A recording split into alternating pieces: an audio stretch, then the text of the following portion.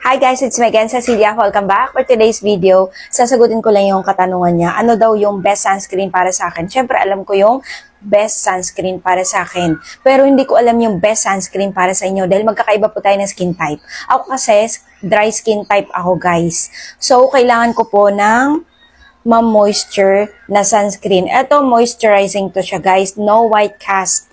Ayan, as in moisturizing. Ito naman, ayan, yung DW.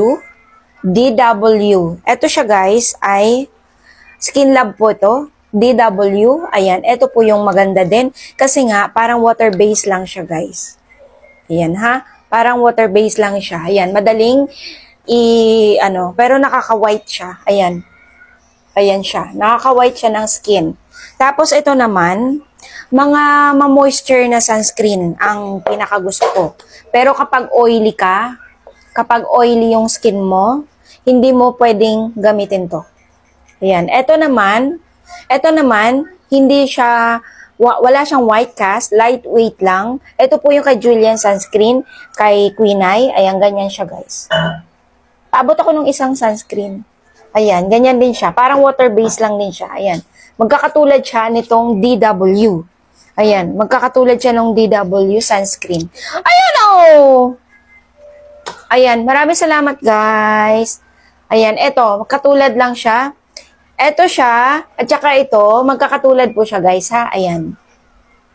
Kasi ito, masyadong moisturizer, pero hindi siya nagwa-whiten sa skin natin. Basta moisturizer lang siya, nagbibigay siya ng glowing.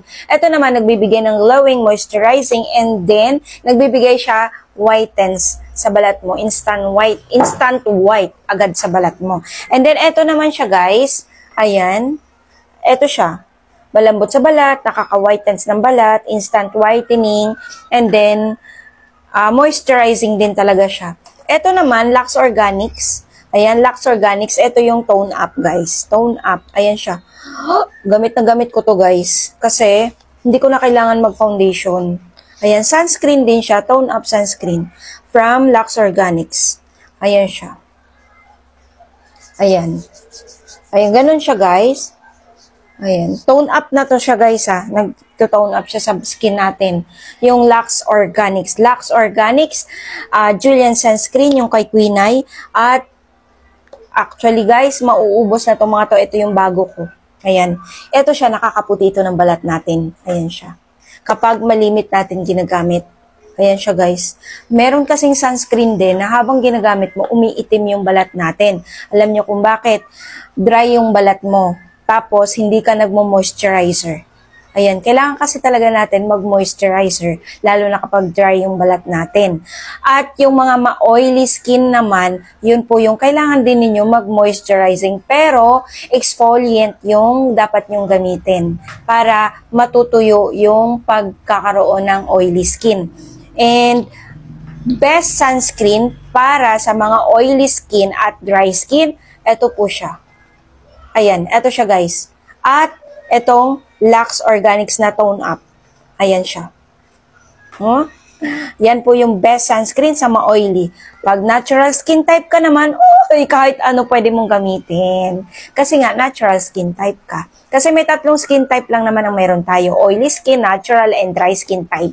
So, ayun lang yung masasabi ko guys. Basta ako, dry skin type ako, ang hilig kong sunscreen or best sunscreen para sa akin, yung ma-moisture or watery. Ganon, water-based na sunscreen.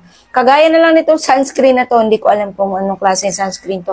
Ayoko i-share yan kasi hindi maganda, hindi siya type ng balat ko.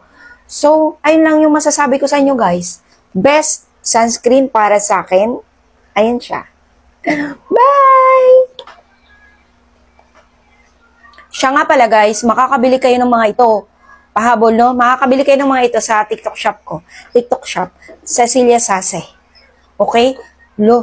Follow nyo ko dun, guys. Tapos, mamili na din kayo. Diba? Maraming available dun. Lahat ng videos ko, may mga products. So, madali kayo makabili. Panuorin nyo ako, ha? Bye!